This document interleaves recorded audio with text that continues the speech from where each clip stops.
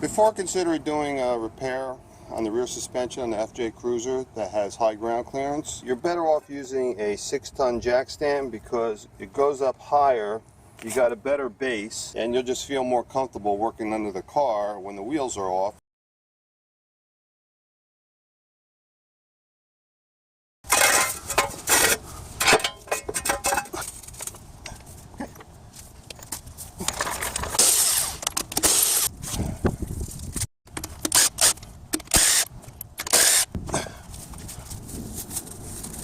So we'll be replacing the shock absorber and the springs with new ones, but gives it additional 2 inches of ride height. I already put the previous night penetrating oil on the upper shock absorber stud nut and also the sway bar links. So let's see if that's easy to take off. We'll also have to detach the brake line and ABS line because the whole rear axle is going to drop down.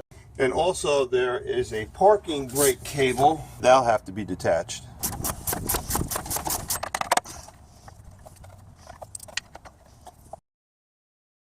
Now when I disconnect the other side, then we'll be able to bring the sway bar down. Okay, now let's try to take off the shock absorber top nut.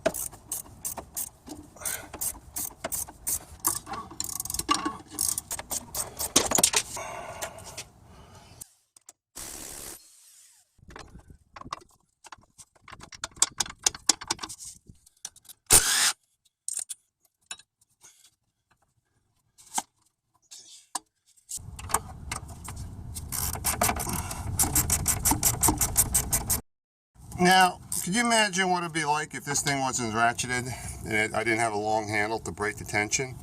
So this is my 12mm, 14mm swivel head box wrench with reversible directions. I love this tool.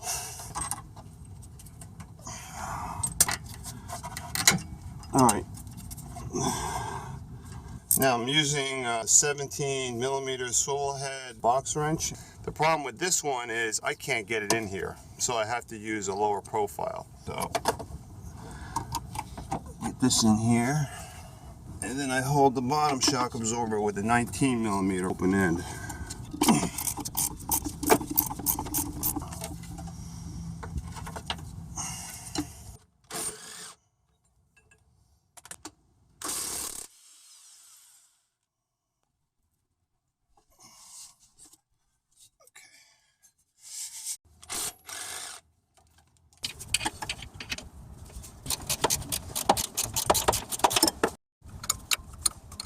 Okay, we're going to put this belted jack between the axle and the frame of the car so we could push the axle down so we get the clearance to remove the spring. Okay, I see a stress point over here. Let me detach that cable. Alright, no stress on the brake lines. And the spring is almost ready to come out very easily.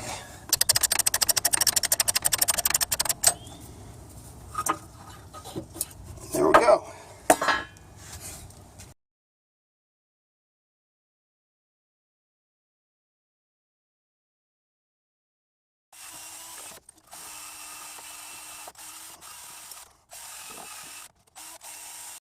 So I'm just going to spray paint this area a little bit, try to inhibit the corrosion.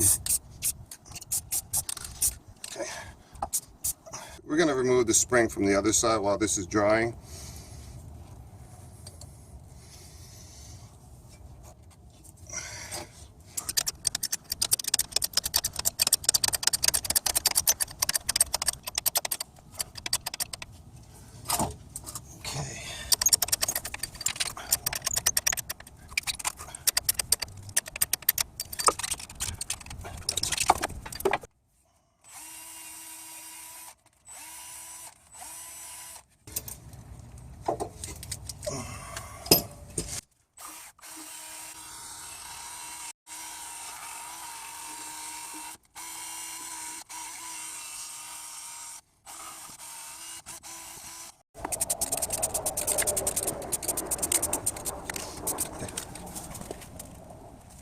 Alright, these are the new springs. These are the new shock absorbers. They're designed to raise the car 2 additional inches in rear end ride height.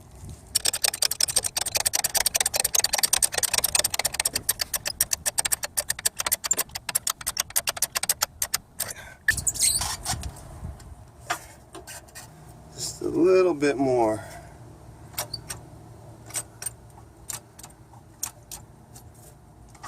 There.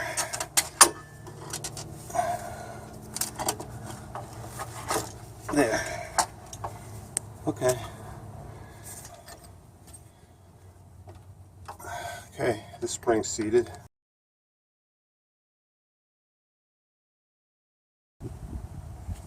Now we'll do the other side.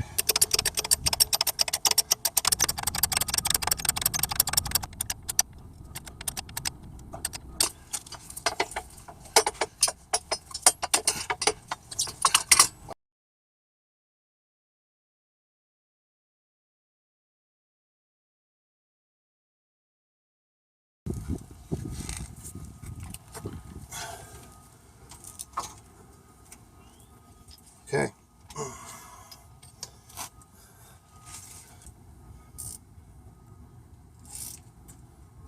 Replacing these stabilizer bar links, so it's a 17 millimeter. I'll be using this box wrench and a 6 millimeter Torx. There. And here's the new one.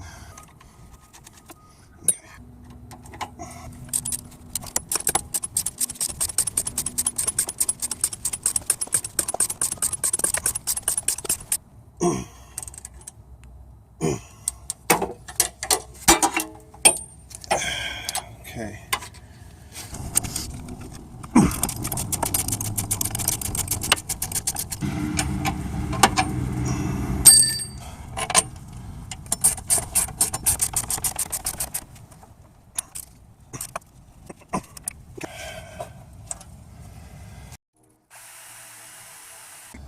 This is the bushing set that came with this new shock absorber. Now if you look at the Toyota bushing, it has like another metal bushing over here that's designed to fit inside this hole perfectly. With this, it could just move around. So since the original Toyota bushing isn't messed up, it's in good shape, I want to reuse it with the new shock absorber. The Toyota bushing goes like this. The replacement bushing goes like this. So when we put the new shock absorber on, the angle of the shock absorber stem is over here.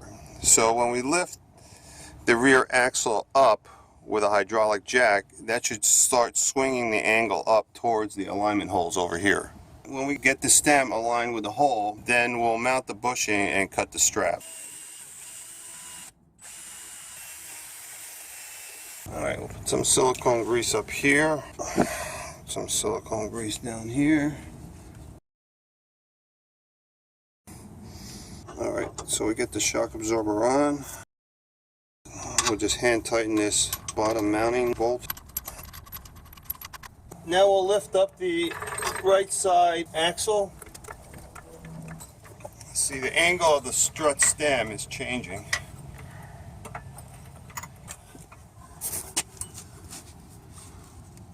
Okay, I think we got it. So now I'm going to cut the cable.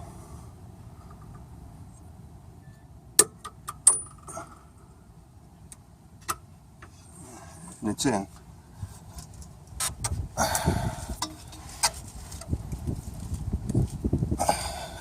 Just release this a little bit.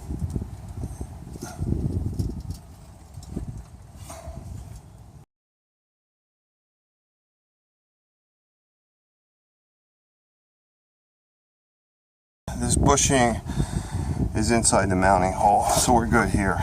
Now we got to put this nut on. Okay, we're good here. So by allowing the rear axle down just slightly, it put a little bit of tension on the strut stem so that the stem won't turn while I'm tightening up the nut.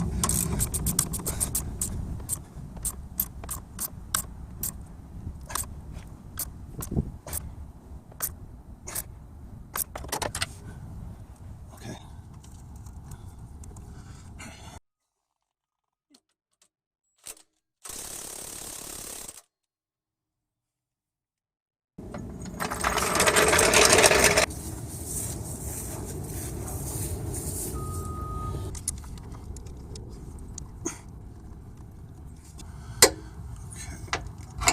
All right, now I'm going to move the axle up.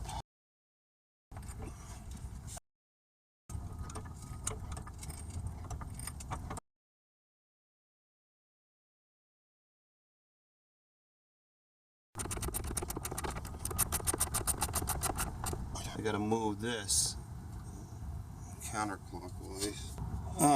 Straightening out the orientation of the sway bar link to the sway bar ball joint.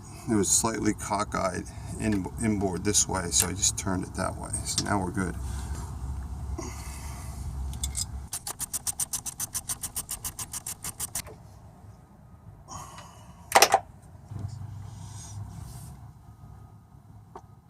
There.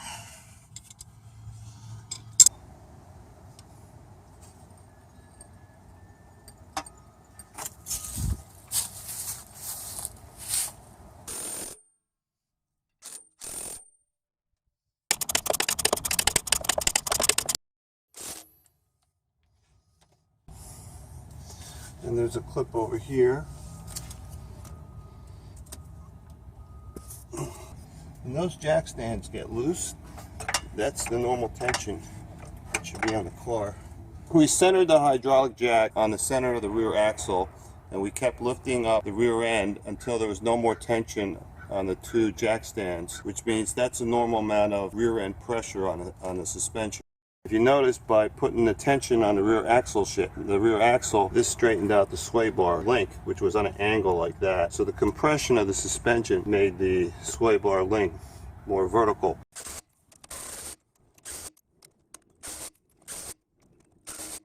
Okay.